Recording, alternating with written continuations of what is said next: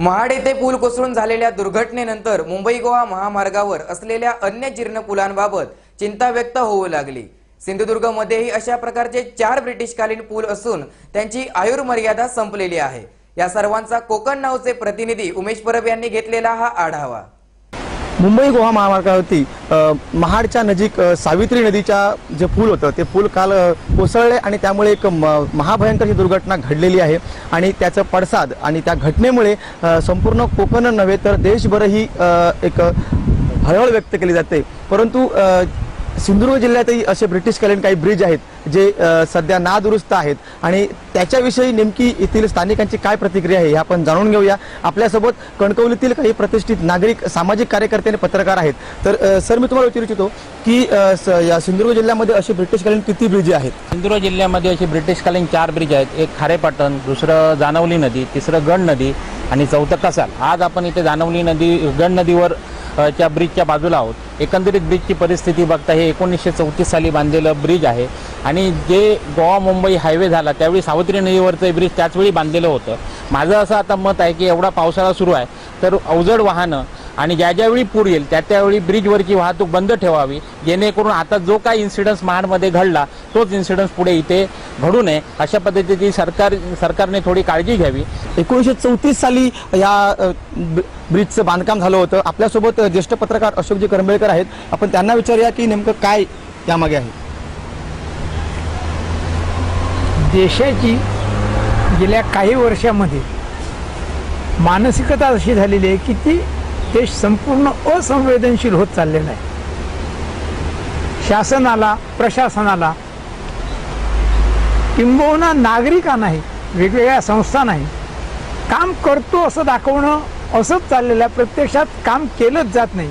जी असंवेदनशीलता झालेली आहे त्याचा परिणाम आहे की ज्या ठिकाणी जेव्हा लक्ष दिलं पाहिजे, जेव्हा दुरुस्ती करायला पाहिजे, जेव्हा नवीन काम करायला पाहिजे ते न करता आत्ताचा दिवस, आत्ताची वेळ कशी निभावून जाता येईल एवढेच दृष्टिकोन संपूर्ण देशाचा झालेला असल्यामुळे मला वाटतं ह्या अशा घटना, आज सावित्रीचा पूल पडलेला आहे, कधीतरी रेल्वेचा पूल पडतो, कधी रेल्वे धडकते, अशा कित्येक दुर्घटना घडत असतात।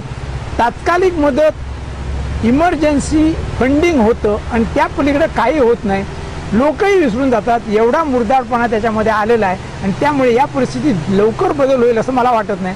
तोपर्यंत नागरिकांना वाटत नाही की या परिस्थितीमध्ये बदल व्हायला पाहिजे, लोकांनी जोपर्यंत आपल्या शासनाकडनं या गोष्टी करून घेण्याचं मनात आणलेलं नाही तोपर्यंत या अशाच गोष्टी राहणार।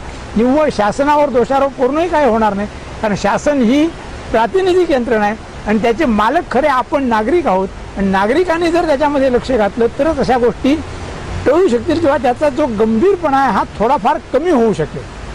सिंधुदुर्ग जिल्ह्यात अशी 4 ब्रिज आहेत आणि त्यांचं बांधकाम कोणत्या साली झालं होतं आणि नेमकं कोणी केलं होतं? 1931 ते 32 या कालावधीमध्ये 1 लाख ते 1.25 लाख, म्हणजे आता ह्या रकमा ऐकताना आपल्याला हसू येईल किंवा आश्चर्य वाटेल, परंतु एवढ्या कमी रकमेमध्ये चांगल्या पद्धतीनं ही कामं गॅनन डंकरले या ब्रिटिश कंपनीनं केलेली होती। ही ब्रिटिश कंपनी साधारणपणे 34 वर्षापासून अस्तित्वात नाही, परंतु त्या कंपनीनं आपली सामाजिक जाणीव जी होती, सामाजिक जबाबदारी जी होती त्यानुसार आपल्या शासनाला ही पुलं वोर्न संपत आलेली आहेत अशी पत्र दिलेली होती, ज्याची एक आयुर्मर्यादा जी ठरवलेली होती त्या संदर्भात पत्र दिलेली होती आणि 1 वर्षाच्या कालावधीमध्ये पूर्ण झालेली प्रचंड, कारण तेव्हाची व्हेकल पॉप्युलेशन, वाहनांची संख्या विचारात घेऊन त्या पुलांची बांधकामं होती।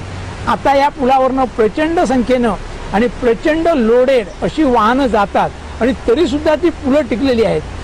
या पुलांच्या बाबतीत त्या शासनाच्या आणि त्या कंपनीचा जो दृष्टिकोन होता तेवढा दृष्टिकोन जरी आपल्या देशामधल्या लोकांनी आणि नागरिकांनी ठेवावा अशी मला अपेक्षा आहे।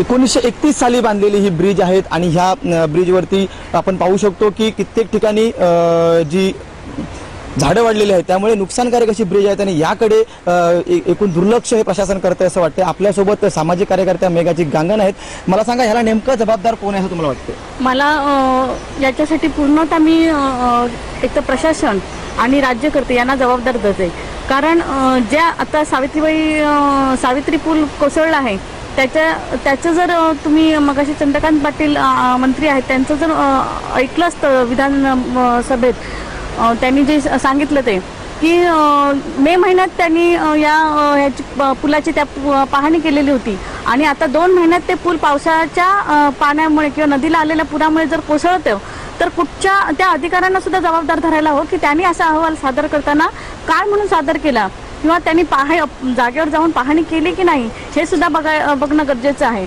आणि मग त्याच्यासाठी कोण जबाबदार? अधिकारी जबाबदार, राज्यकर्ते जबाबदार की आम्ही लोक जबाबदार? आणि दुसरं तर या सुद्धा आमच्या सिंधुदुर्गातले जे 4 पूल आहेत त्याचे सुद्धा पत्र 2003 मध्ये आलेले आहेत. 2003 ते आता 2016 मध्ये 13 वर्ष झाली.